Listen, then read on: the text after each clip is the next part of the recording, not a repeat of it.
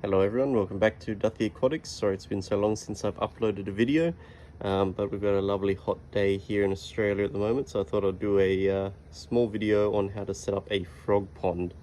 So as you can see, I have my lovely Buddha pond here with all different lotus and tropical water lilies, and if you look very carefully, an absolute metric ton of frog eggs all through my ponds with my 24-carat gold guppies.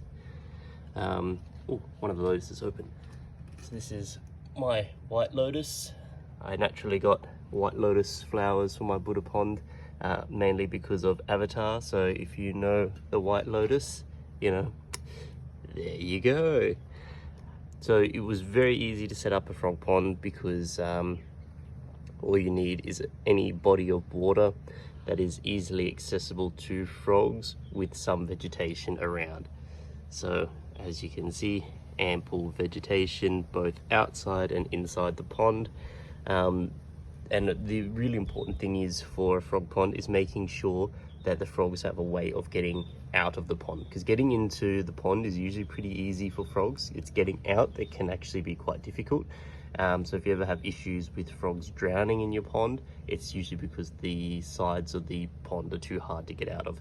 But with all these lily pads that are in here, as well as a Bessa block with Buddha here, it's very easy for the frogs to get in and out. I have a problem here in Australia. We have amphibious toads that we call cane toads. They're from South America of all places, and they were introduced to eat the cane beetle. They instead eat everything but cane beetles, including frogs. Their tadpoles also have a toxin, same as the toads themselves, so we have huge problems with fish eating the eggs in the tadpoles and dying. We have problems with our pets getting cane toads in their mouths and getting horrendously sick. So if anyone's had a dog here and they have had to take their dog to get the stomach pumped because of they've tried eating a cane toad, it's just a very traumatic experience. Go away. There you are. Sorry, the police chopper flying around because probably some kids have stolen a car. But yeah, so it's actually really easy to set up a frog pond. I like using all different types of plants. I like the water lilies, obviously, because they give that surface area and somewhere for the frogs to actually get up on.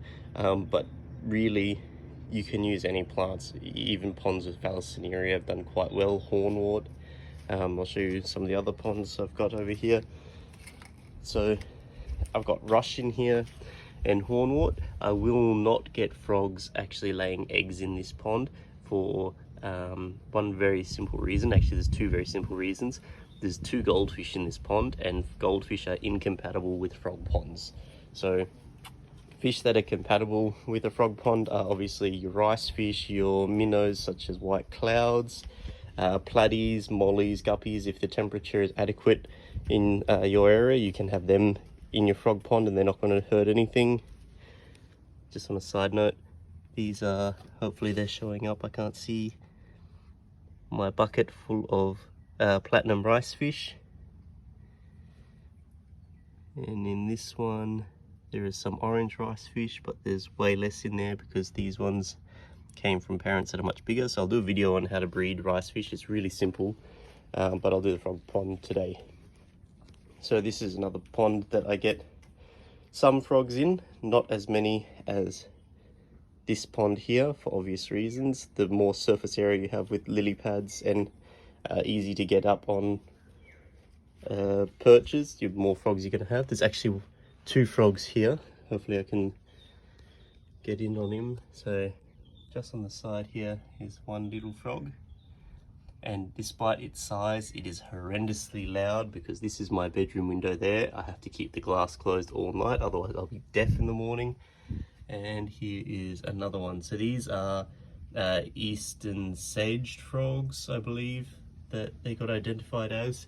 And they've just been breeding in my ponds like crazy. They're absolutely adorable little frogs, but yeah, oh, there's another one here. So these three, there's probably more in here, other reasons why I don't get to sleep at night. But in this pond I've got some rice fish and I've got So I'm done building a mosaic guppies. So I actually need to clean out this pond because it's a bit overgrown. These are all banana lilies. If you have never seen where banana lilies come from, if you have them out in a pond, this is what they'll turn into. They don't get the magnificent tropical flowers. They only get these little flowers like that. I'll do another video on how to pot up water lilies and lotus after I do this, but I'll just show you how to set up a frog pond first. So something as shallow as this, like this is probably only about 8 inches deep, is perfect for a frog pond. This one has got heaps of foliage, probably too much foliage to actually get frogs to breed in. So if I cleared out, you know, about 1/3 of this area, I'd probably have a lot of frogs in here. And coming around here, all my strawberries going crazy. Oh, this is a peaches and cream water lily. Isn't that stunning? So I do have more frogs that hang around in here quite often. And a purple water lily, quite often, there's none there at the moment, but more often than not, just on the flower stem underneath here, I will get some of those sedge frogs clinging onto the flower. So this pond, I know, usually has 1 or 2 frogs in there, but these are just water lily ponds. The other ones that do quite well is bacopa, because if you don't know, bacopa grows for the sun. So this is what happens when it grows out of the water, and it gets all these lovely little flowers. And if I ruffle here, there will be, oh there he is, I don't even have to ruffle it. Another little frog just hiding in the middle there. Hello. So yeah, so frogs love all sorts of foliage. It also depends on what type of frogs you have in your area. So obviously delicate little stems like that aren't going to be good for frogs that are, you know, as big as your hand, but for something smaller than my thumb, does perfect for these little sedge frogs. Or if you have the tadpoles that are just turning into frogs and leaving the water, plants like that are perfect for them to get in and out of the pond. Azola's really good as well because it gives a nice little cover for the tadpoles. The only problem that I find with it is on really hot days like today, the Azola goes absolutely crazy in its growth. It's nearly covered the entire pond. By this afternoon, it will cover the entire pond. This one hasn't had that issue because I've got about 30 goldfish in there. So they are my Azola control for that pond, but they're not compatible with the frogs.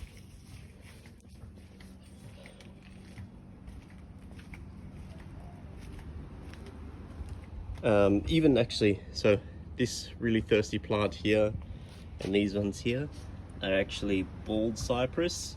So if you have a bonsai collection like mine, which needs a lot of attention, you can have bald cypress in your pond sitting on bricks, and they act as perfect perches for frogs, especially if you've got larger pots like this. So if you've got bigger frogs that you want to encourage into your pond, if you have those sorts of pots in there, they can get in and out of there quite easily, and it's going to be relatively protected. This water is actually scalding hot to touch the surface, but immediately underneath the Azola it's quite cool. So the Azola is keeping the heat into this pond, but this is giant Vallisneria, and the way it will grow over the surface of the water like that will also be good for your lighter frogs, just to be able to get in and out of the water without drowning.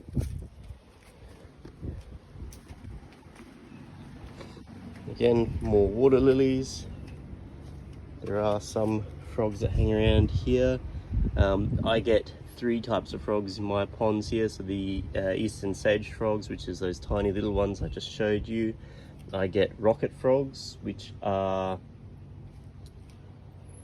there won't be any in any of my ponds to show you, but they are a medium-sized frog. So say the palm of my hand would be a large frog. They are probably these 2 fingers in size, and they just make a sound.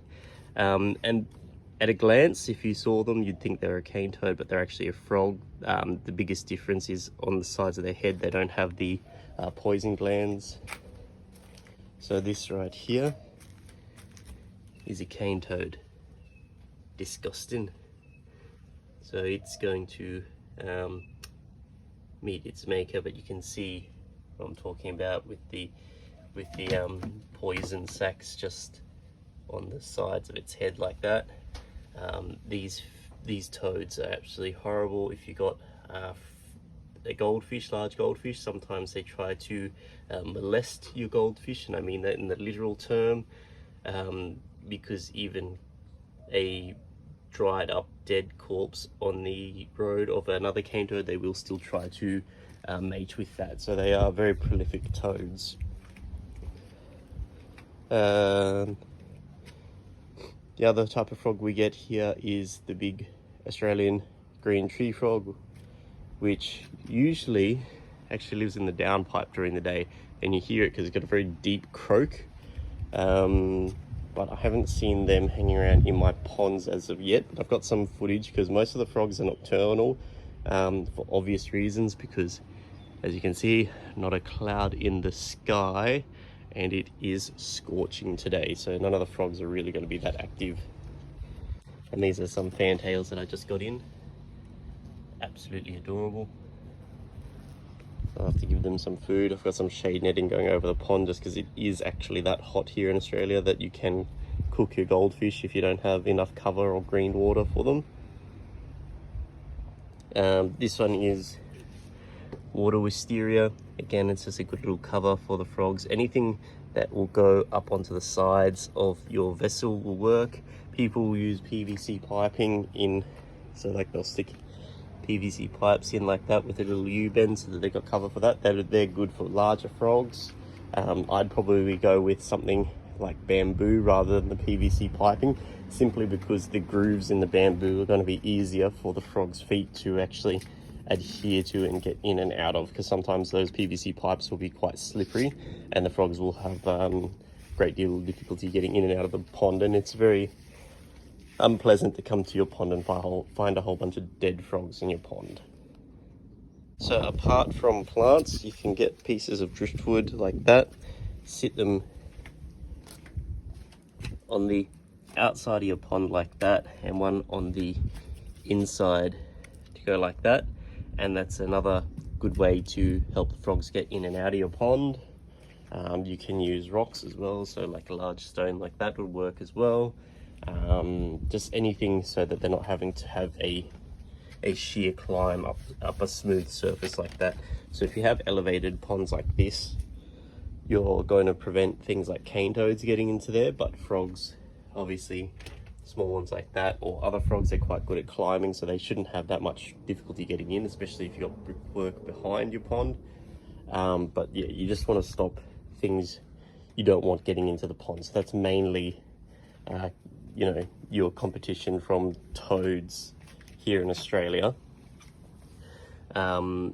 Goldfish are incompatible, so your larger fish like your perch, your trout, and all those sorts of things, any predatory things, koi as well, they're not really compatible for frog ponds if you're trying to get them to breed. And it's not really that they're maliciously going after the frogs, it's just they're kind of dopey fish that will eat whatever fits in their mouth. So if you've ever had a pond full of white clouds and you had some comets you put in there, and then all of a sudden you find you have no white clouds, it was goldfish. Now, positioning for a frog pond, as you can see, I've got ponds in the sun all day, and I've got ponds in partial shade and full shade. I find they get about equal amount of attention from the frogs, so you don't really need to be concerned where you've got your pond, just as long as you've got that dense foliage in and around there for the frogs to hide and get in and out of the pond. So they're probably the main things you'll need for a frog pond. Plants like this is actually turmeric, but it's similar to your ginger. So your ornamental gingers that get leaf structures like that are also really good to have in pots around. This is wandering iris. Again, they're really good plants to have around your pond. You can even have them with wet feet in your pond, just don't submerge the leaves, and they're all going to be really good cover for your frogs. If you've got a really shaded area, you can use peace lilies like the ones over here, which is spathiphyllum.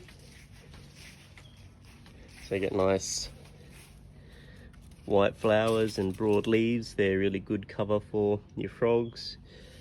And don't be afraid to let your grass grow. Like this is, I hate having long grass, but the frogs love it when it's about this length, because if you separate it like that, you can see how moist the ground is because it's got a lot of cover from there, so the frogs can hide in amongst the grass.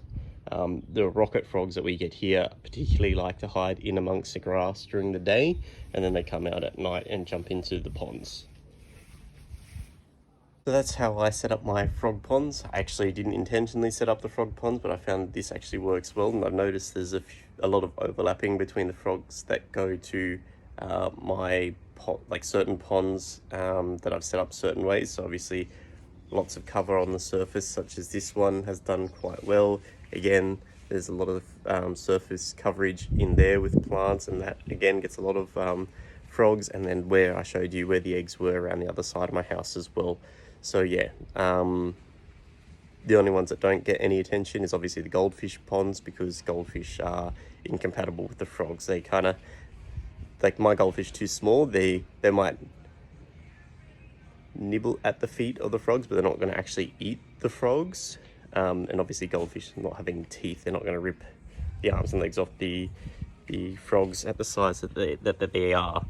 But yeah, so it's pretty easy. If you have any questions, leave a comment down below and I'll try to answer it. My ponds aren't the prettiest at the moment, but you can decorate around your ponds. Frogs aren't going to care as long as it's easy for them to get in and out of.